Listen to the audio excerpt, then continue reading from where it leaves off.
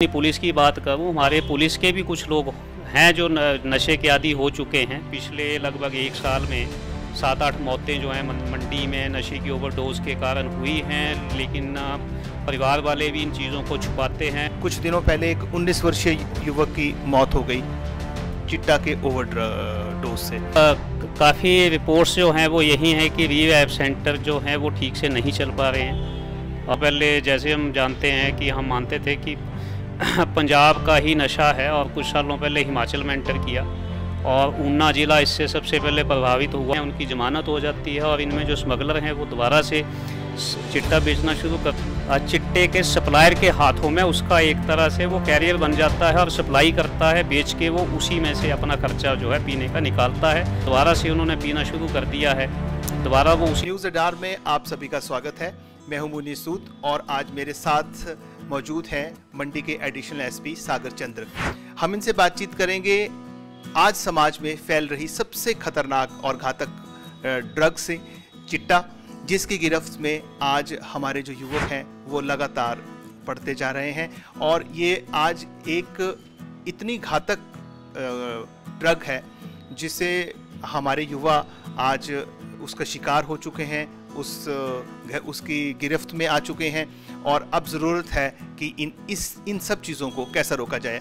आइए बातचीत करते हैं सागर जी से और जानते हैं कि पुलिस किस तरह इसकी रोकथाम के लिए क्या क्या कर रही है, क्या योजना बनाई जा रही है, किस तरह इन युवाओं को इससे दूर रखा जाए। क्या आइए ज़्यादा बात इनसे करते हैं। सर, स्वागत है आपका द न्यूज़ अडार में। Thank you.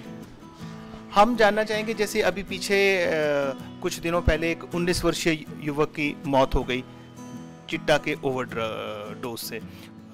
हाल उसी दिन हमने देखा कि पुरानी मंडी में भी एक युवती जो थी वो बिल्कुल बेहोशी की हालत में, वो एक दोस्त भी था, वो भी उसी हालत में था, उससे बेहतर था, लेकिन दोनों उस बेहोशी की हालत में थे। उनको नेरचौक मेडिकल कॉलेज ले जाया गया, जहाँ पर बड़ी मुश्किल से डॉक्टर उनकी जान बचा पाए।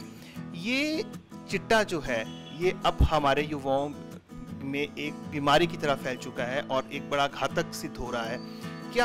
क्या कमियां रह गई हैं? क्या इसको किस तरह से आप सोचते हैं कि पुलिस और समाज इसे कैसे इस बीमारी से बच सकता है?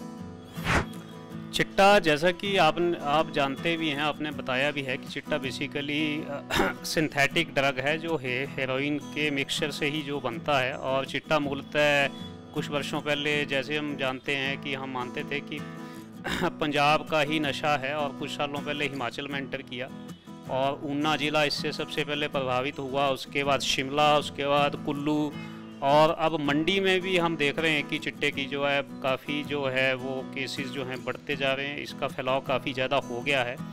ये जो लड़का अभी मरा है 19 साल का, बड़ी दुखदाई मौत हुई है। और मंडी के ये बिल्कुल बगल के गांव सदियाना का ये रहने वाला था। और जो आपने लड़की और दूसरे लड़के का केस भी बताया, वो लड़की भी चिट्टा की ओवरडोज लेके बेहोश पड़ी हुई थी गली में।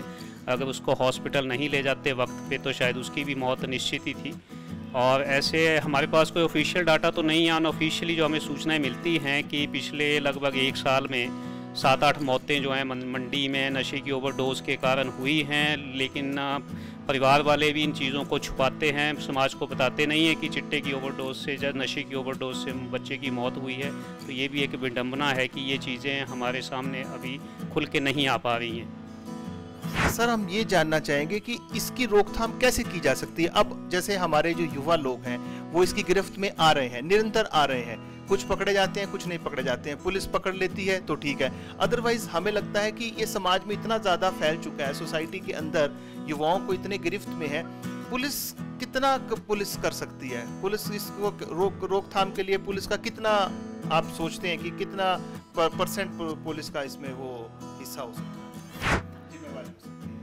पुलिस की जिम्मेवारी निश्चित तौर पे बहुत बड़ी है, क्योंकि पुलिस ही जो एजेंसी है जिसको इन स्मगलरों को और अपराधियों को पकड़ना है। तो काफ़ी काम इसमें पुलिस कर भी रही है। फॉर एग्ज़ाम्पल, शिमला में इस 1 जनवरी से अभी तक की हम बात करें तो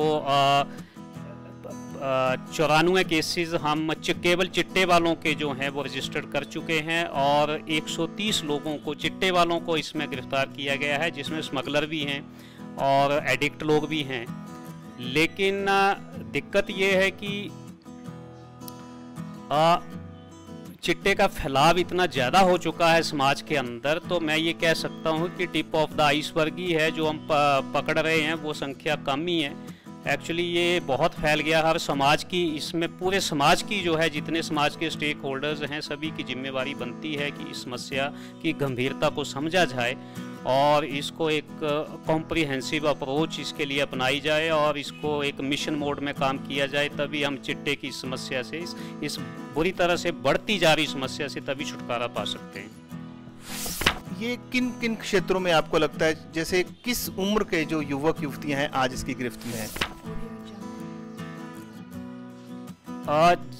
ये एक तो जो टीनेजर्स हैं वो सबसे ज़्यादा वल्नरेबल सेक्शन है, कि जैसे एवन जो स्कूलों के हैं, जो 11th 12th में जब लड़का लड़की पहुंचते हैं तो वहाँ का माहौल है जो वो चिट्टे की गिरफ्त में उनके आने के ज़्यादा चांसेस हैं। उसके बाद कॉलेज का है, दूसरे इंस्टीट्यूट हैं, ITI हैं, यूनिवर्सिटीज़ हैं, तो ये यूथ जो है ये इसी एज में जो है इनके सबसे ज़्यादा चांसेस हैं। और कारण यही है कि कहीं ना कहीं इसकी अवेलेबिलिटी जो है वो इजीली हो रही है। और ये जो मैंने आपको बताए हैं कि 130 लोग हमने पकड़े इसी साल, इनमें काफ़ी लोग स्मगलर हैं और काफ़ी लोगों की इनमें बेल हो चुकी है और ये दोबारा से जो है चिट्टा बेचने का धंधा करने लगते हैं, क्योंकि इनको लगातार जेल में रखना, जो इंटरमीडिएट क्वांटिटी या स्मॉल क्वांटिटी करके जो टर्म्स होती हैं, जो मतलब कम क्वांटिटी में जो लोग पकड़े जाते हैं तो वो अंदर जेलों में नहीं रहते हैं, उनकी ज़मानत हो जाती है और इनमें जो स्मगलर हैं वो दोबारा से चिट्टा बेचना शुरू करते हैं। और जो एडिक्ट भी हो गए हैं, क्योंकि ये सिंगल डोज एडिक्शन इसको कहते हैं कि जिसने एक बार चिट्टा ले लिया वो एडिक्ट हो गया, वो इसके बिना रह नहीं सकता।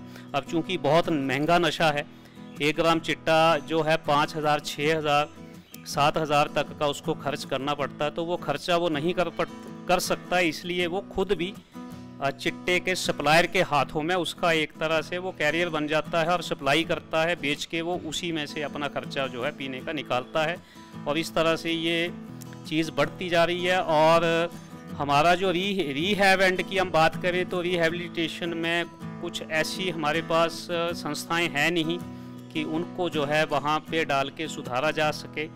जितने भी हमने रीहैब के केस देखे भी हैं बहुत सारे, तो उनमें से 80% दोबारा जो हैं वो चिट्टे के दोबारा से उन्होंने पीना शुरू कर दिया है, दोबारा वो उसी ट्रैप में चले गए हैं। तो उस तरह के इन सब चीज़ों पे भी हमें जो है पूरे समाज को ध्यान देना होगा, एक मल्टीफेरियस अप्रोच जो है अपनानी होगी, तभी हम इसमें कुछ कामयाब हो पाएंगे। रिहैबिलिटेशन सेंटर्स की आपने बात कही, आए दिन हम खबरों में यही देखते रहते हैं कि जो रिहैब सेंटर्स हैं वो तो खुद ही नशे के अड्डे बन गए हैं।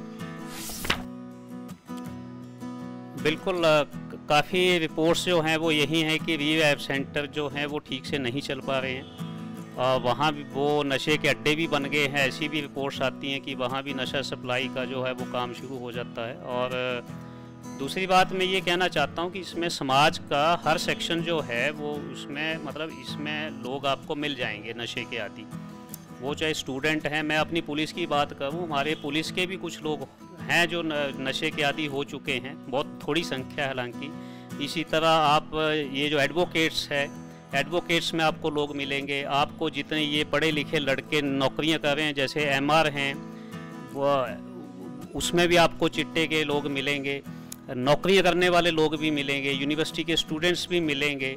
तो वो चाहे समाज का निचला तबका है, मिडिल क्लास है, चाहे अपर क्लास है, सभी सेक्शंस में आज जो हैं चिट्टे के पीने वाले लोग जो हैं वो पाए जा रहे हैं और ये लोग बढ़ रहे हैं। तो ये समस्या जो है बड़े मतलब ख़तरनाक रूप से जो वो बढ़ रही है, क्योंकि ये सिंगल डोज एडिक्शन है, जो इसके चंगुल में एक बार आ जाता है तो उसका निकलना जो है उससे मुश्किल हो जाता है। तो हमें अवश्य कुछ ना कुछ समाज को जो है इस पर सोचना होगा और मिशन मोड में काम हमको करना पड़ेगा।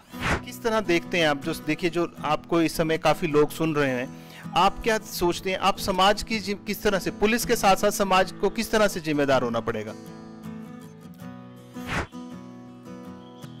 इसमें बहुत सारी चीज़ें हैं, जैसे हमारे पुलिस हेडक्वार्टर से इस साल एक पड़ाव करके जो है प्रोग्राम शुरू किया गया था, इन सारी चीज़ों पे जो चर्चा की गई है, तो हमें एक मल्टीफेरियस अप्रोच अपनानी पड़ेगी। अब बहुत सारी चीज़ें हैं, जैसे सबसे ज़्यादा इसके जो वल्नरेबल सेक्शन है वो टीनेजर्स हैं। टीनेजर्स को हमने आज की डेट में एक तरह से खुला छोड़ रखा है, जो बेरोज़गार आदमी है, जो निराश आदमी है, जो जिसके जो जो खाली बैठा है, वो सब जो है वो चिट्टे की तरफ जो है वो नशे की तरफ जा रहा है, दूसरे नशे की तरफ जाते हैं। और धीरे धीरे जब इकट्ठे होते हैं तो फिर चिट्टा भी वहाँ पे शुरू हो जाता है, क्योंकि सप्लाई इजीली अवेलेबल है। और चिट्टे वालों का भी ये पूरी कोशिश रहती है कि नए नए कस्टमर जब बनाए जाएं, तो जो चिट्टा पीने वाला आदमी है वो कोशिश करता है कि एक दो कस्टमर चाहे उसके फ्रेंड सर्कल में ही बन जाएं, तो उसका भी आगे जो है अपना भी खर्चा चल पड़ेगा और उसका सर्कल जो है बढ़ेगा। और यही जो स्मगलर हैं चिट्टे के, इनकी भी यही कोशिश रहती है। लेकिन हम देखते हैं कि जैसे मंडी में ही हम देखते हैं, कॉलेज के स्टूडेंट हैं, ITI के स्टूडेंट हैं, स्कूलों के स्टूडेंट हैं, अब इनका कोई लगता ही नहीं है कि कोई शेड्यूल कोई बना हुआ है। अब कॉलेज और ITI का जो बच्चा है वो बाहर क्यों घूम रहा है दिन भर? वो मुझे नहीं लगता वो 2 घंटे भी अपनी इंस्टीट्यूट के अंदर बैठते हैं, जबकि 10 to 5 या 9:30 to 5 उनका जो है कॉलेज के अंदर ही टाइट शेड्यूल होना चाहिए। तो इस तरह की जो चीज़ें हैं, ये भी एक कारण है कि हम टीनेजर्स के ऊपर चेक नहीं है, हमने उनको खुला छोड़ा हुआ है। पेरेंटल चेक भी नहीं है कि उनके बच्चे क्या कर रहे हैं। दूसरी, समाज की उदासीनता भी है। पड़ोसी को पता है कि यहाँ पे जो है चिट्टा चल रहा है, जहाँ पड़ोसी का बच्चा चिट्टे में जो है वो मतलब एडिक्ट हो चुका है, लेकिन हम उस चीज़ को हम ये सोचते हैं कि ये दूसरे घर की आग है और हमें इससे कुछ भी नहीं होगा। लेकिन ये सुलगती हुई आग है जो अंदर ही अंदर सुलग रही है, और इसका सभी हर एक आदमी जो है वो, हर एक परिवार जो है वो वल्नरेबल है और उसका शिकार कभी भी हो सकता है। पुलिस आगे अब देखिए, अब समस्या जो है वो बहुत बढ़ चुकी है। पुलिस अब, हमने पीछे भी अखबारों में भी पढ़ा था, किसी चैनल के माध्यम से भी हमें पता चला था कि अब काफ़ी सख्त पुलिस अपने एक रवैया अपना रही है। वो किस तरह के आप सोच रहे हैं कि किस तरह से आगे इस चिट्टे को रोकथाम के लिए पुलिस के क्या कार्रवाई रहेगी आने वाले दिनों में?